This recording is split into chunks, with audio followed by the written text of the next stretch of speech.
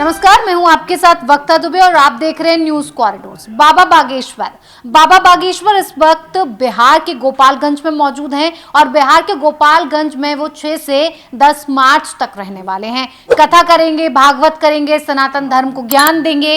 तमाम तरह की बातें निकलकर जो सामने आ रही हैं उसमें बाबा बागेश्वर को कहा जा रहा है कि ये चुनावी मकसद भी हो सकता है। तमाम आरोप भी उनके ऊपर लगाए जा रहे हैं, लेकिन वहां पर पहुंचकर बाबा बागेश्वर ने एक इच्छा जताई है कि अगर उन्हें सरकार परमिशन दे दे तो वो कथा करने के लिए भारत तो क्या पाकिस्तान में भी पहुंच जाएंगे। अब ऐसी इच्छा आखिर उन्होंने जताई क्यों है, क्या उद्देश्य है उनका? हरीश जी हमारे साथ मौजूद है, हम उनसे ही जानने की कोशिश करेंगे। हरीश जी, भारत में जगह जगह कथाएं करने के बाद अब पाकिस्तान जाने की इच्छा जता रहे हैं, उद्देश्य क्या नजर आ रहा है बाबा का? देखिए, बाबा का उद्देश्य क्या है वो अलग मामला है।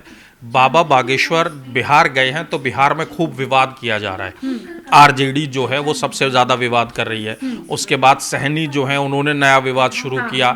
जेडीयू के भी गौस जी ने, उन्होंने गुलाम गौस ने विवाद करने की कोशिश की। तो बाबा बागेश्वर ने यही कहा है कि सिर्फ पाकिस्तान नहीं, उन्होंने ये कहा है कि दुनिया में जहां भी सनातनी रहते हैं, सनातन परंपरा को मानने वाले लोग रहते हैं, वो वहां जाकर राम कथा करेंगे, वहां जाकर हनुमान कथा करेंगे, उन्हें उसमें कोई आपत्ति नहीं है। अब उन्होंने कहा कि भले ही फिर वो पाकिस्तान में क्यों ना, उन्हें उससे भी डर नहीं लगता, उन्हें सनातन की बात करने से डर नहीं लगता, सनातन एकता से उन्हें डर नहीं लगता। उन्होंने ये बात कही है। बिल्कुल। देखिए हरीश जी, जब ये बात सामने आती है और इस तरह की प्रतिक्रिया, इस तरह की तीखी टिप्पणी और इस तरह का बयान जब बाबा बागेश्वर की तरफ से आता है, क्योंकि ये तो हम सभी जानते हैं कि बाबा बागेश्वर सनातन का एक बहुत बड़ा चेहरा है, तमाम फॉलोवर्स हैं उनके, तो जाहिर सी बात है कि जो उनके फॉलोवर्स हैं, जो हिंदू धर्म और सनातन को मानने वाले लोग हैं, वो बाबा को भी मानेंगे, बाबा की बात को भी उतनी ही तरजीह देंगे। तो क्या लग रहा है आपको कि बाकी के लोगों पर, बाकी की पार्टियों पर इसका क्या असर पड़ेगा? देखिए, राजनीतियों पर, राजनीति में इसका क्या असर होगा ये अलग विषय हो सकता है।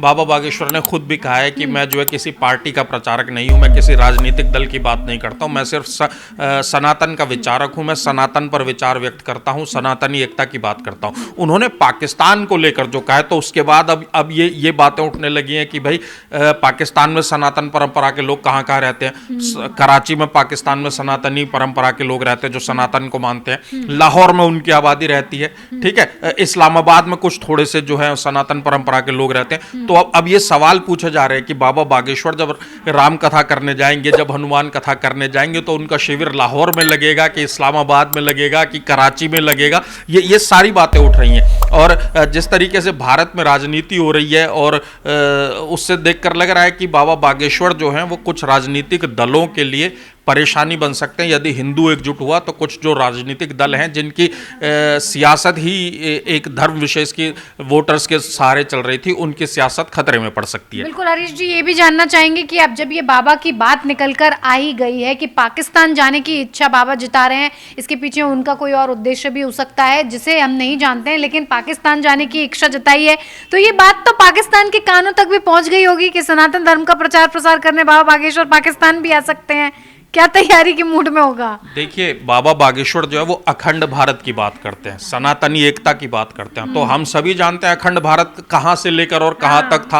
अखंड भारत में आज का पाकिस्तान भी था, अखंड भारत में आज का अफगानिस्तान का भी हिस्सा था, अखंड भारत में आज का बांग्लादेश भी था, म्यांमार का भी हिस्सा था, और भारत तो उसमें था ही। तो बाबा बागेश्वर अगर पाकिस्तान जाने की बात करें तो जाहिर तौर पर पाकिस्तान के जो कट्टरपंथी लोग हैं, पाकिस्तान की जो सरकार है, उसको परेशानी होगी। लेकिन मुझे लगता है कि बाबा बागेश्वर यदि कराची में जाकर शिविर लगा लेते हैं तो ये पाकिस्तान नहीं, पूरी दुनिया के लिए एक बड़ा मैसेज होगा। आप लोगों की चर्चा सुन के मैं उधर से आ गया।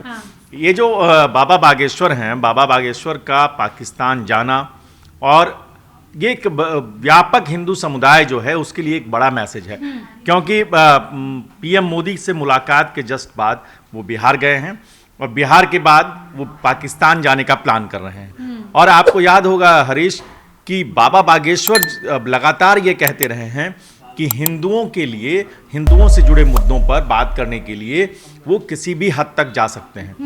तो ये जो है बाबा बागेश्वर की खूबी ये है कि वो डरने वाले लोगों में से नहीं है, और डर मुक्त हिंदू समाज के निर्माण के लिए जो वो काम कर रहे हैं, इसी कड़ी में जो पाकिस्तान में हिंदू मंदिर पर अटैक होते हैं, हिंदू महिलाओं के साथ बुरा बर्ताव किया जाता है। वहाँ से लोग जब आते हैं तो कई सारी पीड़ाएं लेके आते हैं। आप देखे होंगे राजस्थान में कई सारी से शहर हैं जहाँ पर वहाँ पाकिस्तान से आए हिंदू रह रहे हैं।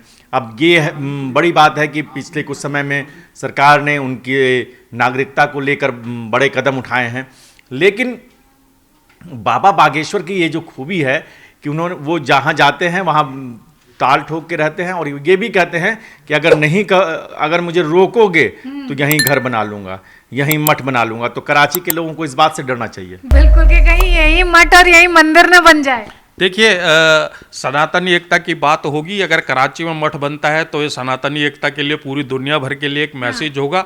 और जैसा कि पशुपति सर भी बता रहे थे, बाबा बागेश्वर निडर रहते हैं, किसी से डरते नहीं, किसी से दबते नहीं।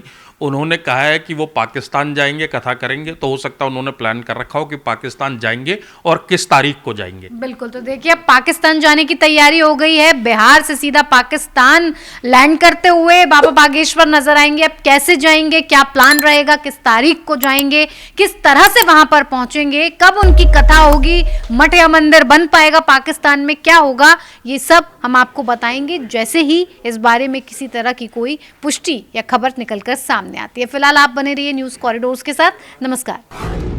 न्यूज़ कॉरिडोर्स आप हमें यूट्यूब पर, इंस्टाग्राम पर, एक्स पर और फेसबुक पर फॉलो कर सकते हैं।